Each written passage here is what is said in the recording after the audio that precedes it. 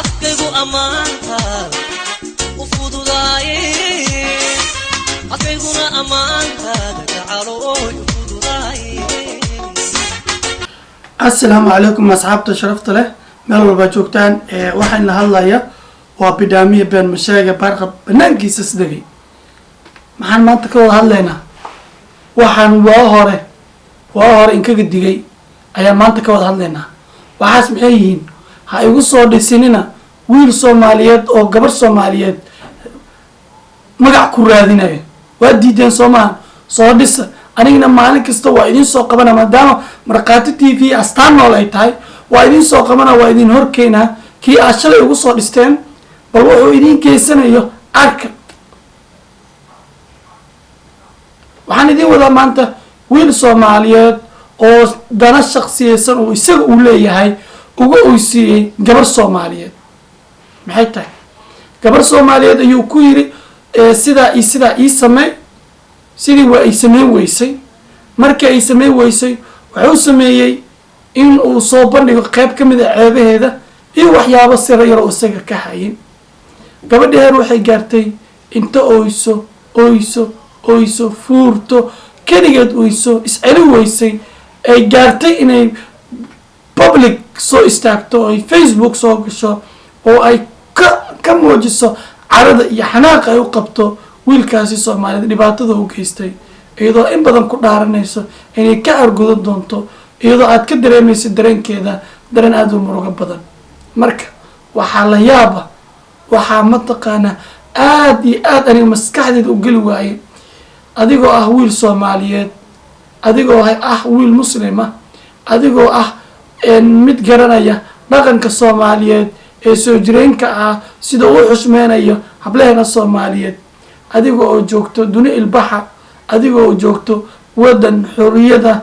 adigoo arkaya maalin kasta wadanka aad joogtid hablihiisa iyagoo qaaqaawan jidka iska maraya oo cid fiiri karta inaysan jirin adigoo arkaya in gabar walaashaay oo muslimada oo asturan oo xijaaban oo muslina inaad ceebteeda aadana adiga aad leedahay ku raadsato aniga hadda wadankan aan joogo banaanka hadda daan la baxo boqolkiiba 40 boqolkiiba 80 ha waa dumar wadankaani aan joogo iyagoo muslimaan ay buuxaan oo qaawan ma fiiri karo waayo sharciga ayaa qabanaya waxa ay halka ay ku marayso oo ay ku asturan tahay waa sharciga wadanka u yaalo marka anagu waxaan leenahay sharci islaam iyo dhaqan muslim iyo dhaqan Soomaaliyeed intuba waxa ay ka xarimtinimeynayaan inaad gabar walaashaay aad ku xadgudubto marka dib loo eego taariikhda Soomaaliyeed ragii hore ee Soomaalidu waxay ahaayeen kuwa aad u ixtiraama dumarka Soomaaliyeed tusaale marka ay shan wiil ay joogaan meel ceel oo ay xoolaha laga biyisiinayo laga waraabinayo hadii joogto hadii in case ay ku soo aado gabar xoolo ay wadato way u banay jireen waxay dhigi jireen marka hore gabadha aan ismootino marka hore gabadha aan mataqaana danteeda aan u muujino iyagoona la dhalanin iyagoona ku qabiil ahayn ku deegaan ahayn waxay u xusmeynayaan inay tahay gabar Soomaaliyeed inay isku xoog ahayn inay isku tabar ahayn inay mataqaana muhiim ay tahay inay caawiyaan waa kuwa sida sameynayaan waa kuwa qarniyo hore baadiyahaas duurkaas ku noolaa cilmi badan aanan haysanin aqoon badan oo ilbaxnimo badan aanan haysanin laakiin midda kaliya ay haysteen ayaa ahayd dhaqankii Soomaaliyeed dhaqanka Soomaaliyeedna waa mid mar walba xushmeeya dumarkeena Soomaaliyeed marka waa nasiib daro inaad kuwaas aan ka liidano maanta waa nasiib daro maanta in midka sidaas hableena maalin kasta xumeynaya inaan u naqaano qof caana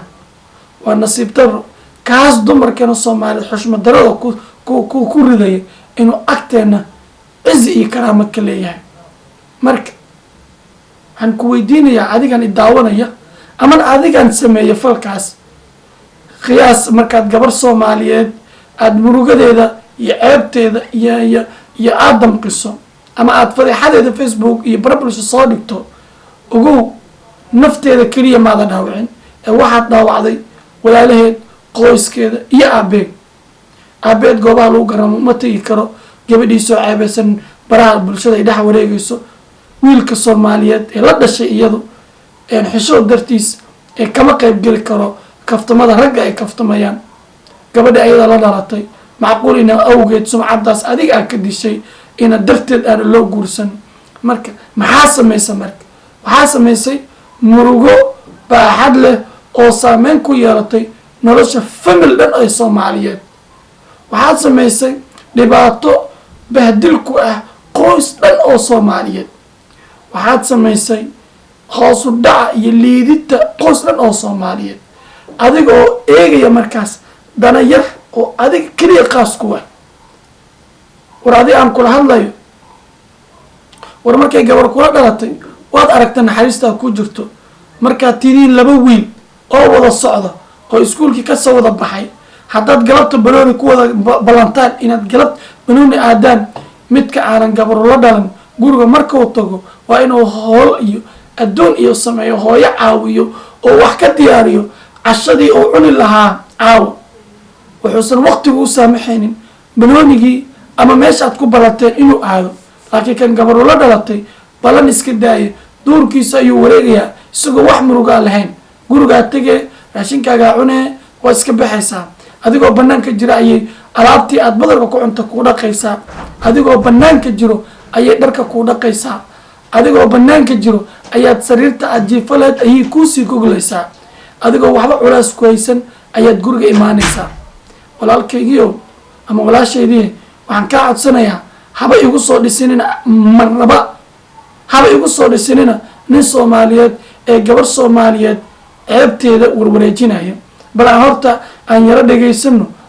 qayb ka mid a gabadha hadalkeeda waxaad u haysan kartaan waxaan idiin sheegaya inay tahay waxba kama jiraana adiga bal qiyaas gabar soomaaliyeed markay facebook soo istaagto ay tiraado waa ooye ciilkaagan la ooyey markay leedahay oo haddana ay tahay qof gabar soomaaliyeeda dareenka adiga ku qaba lahaa bal dhegeyso haddii fa la maqlayo ilaahay ballan waxaan kaaga qaaday jiro ballan ilaahay waxaan kaaga qaaday daqiiqadahan ooyey inka badan haddaad ooyi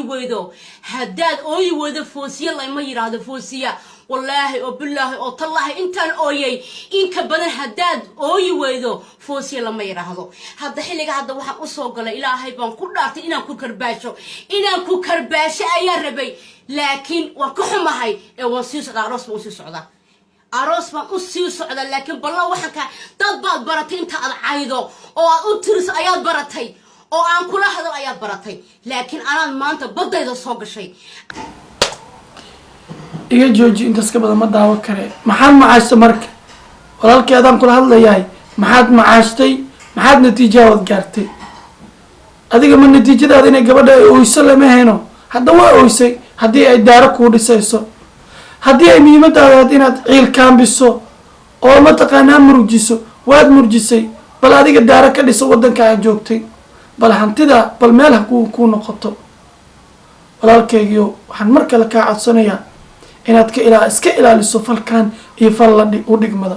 adiga i daawanaya ha igu soo dhisin doqomnada ha igu soo dhisin kuwa liita ha igu soo dhisin cawaanka mar walba sharaf ka raadinayo sumcad dilka gabar soomaaliyeed fanaan baana uu ku leeyahay 4 heesoo kala jeedo kuu soo qaaday gabar buu kuu soo qaawiyey waxaad leedahay fanaankii hebel beri arooskaaga ka wacanaysaa mid baa yimid gabar soomaaliyeed oo kuu soo qaawiyey oo ceebteeda ka hadlay waxaad leedahay waa youtuberka ugu caansanaa leedahay ama waa qofka ugu caansan ee baraha bulshada muxuu sameeyey ma garanaysid ceebtan bis uu sameeyey laakiin mid baan kuu sheegayaa haddii aad sidaa u taageerto kuwa foosha xun way badanayaan nabarada iyo damqashada iyo boogaha geesahaaga maalin kasta aad ka daawanayso maalinta dambe gurigaaga imaanaysaa oo adiga ayuu bariiska kusoo gelayaa oo adiga ayuu soo gelaya in walaashaada ama walaalka hooyada ama habyarta la fadeexeeyo ayay soo golaysaa marka barnaamijkeenii intaas ayaan kusoo gabagabeynaynaa laakiin muhiimadeedu maahan shaksi abaaro muhiimadeedu aniga maahan gabadhaan ma qaldantaa ma saxan tahay midnaba ma sameynayo midnaba ma ayan ujeedkayga mahan laakiin muhiimadeedu waxay tahay in sumcadda gabadha soomaaliyeed la ilaaliyo inaan gabdhaheena soomaaliyeed aanan marnaba ciilkaambinin gabdhaheena soomaaliyeed sharaf ayay leeyihiin way noo naxariistaan wayna wanaajiyaan wayna noo damqadaan waa inaan u damqanaa waa inaan dareenka ay ku jiraan aan la qaybsanaa haddaanan ka farxan karin waa inaan iska dhaafaa aan nolosheeda u dhaafaa ma ahan inaan ka murujiyo ma ahan inaan sumcad dilkeeda aan macaash ku raadsado aad iyo aad ayaa inkaga mahad celinayaa sida wanaagsan aad noo daawateen mar walbana waxaan ku rajo weynahay inaan sidaan inkugu soo bandhigo mid walba oo sumcadda dumarkeena soomaaliyeed wax u geysta adinkuna aad ka qaadataan go-aankiina iyo tilaabada ku habboon waa mahadsantiin waa bidhaamiya been masheega baarqa banaankiisa degay oo idin dhahaya sumcadda iyo sharafta gabadha soomaaliyeed marnaba yay naga gelin gorgortan marnaba yaanana fiirsanin doqomada ku gorgortamaya